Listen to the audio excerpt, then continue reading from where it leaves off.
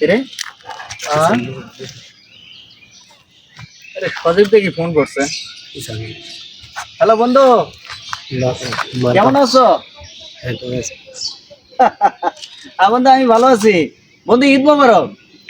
হ্যাঁ আরে বন্ধু, ঈদের আনন্দে যদি ভুলে যাও, এই জন্য তো আমি বললাম ঈদ মোবারক।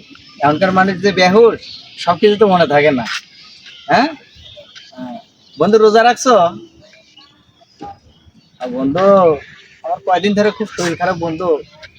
সবাই তো মুড়ি দিয়ে ইফতার করে, আজকে আমি একটু দুধ দিয়ে ইফতার করবো। হ্যাঁ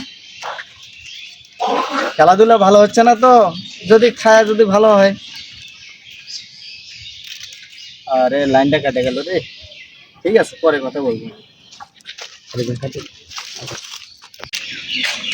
আসসালামু আলাইকুম। সালাম, কি অবস্থা বন্ধু, ভালো আছেন? হ্যাঁ ভালো।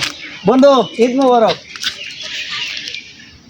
আরে বন্ধু, ঈদ আসলো না, এখনই তুমি দাওয়াত দিতেছ?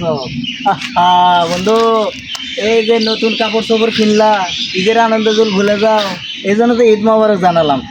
আচ্ছা বন্ধু, হ্যাঁ, আজকে সন্ধ্যার দিকে তোমার ইফতারের দাওয়াত।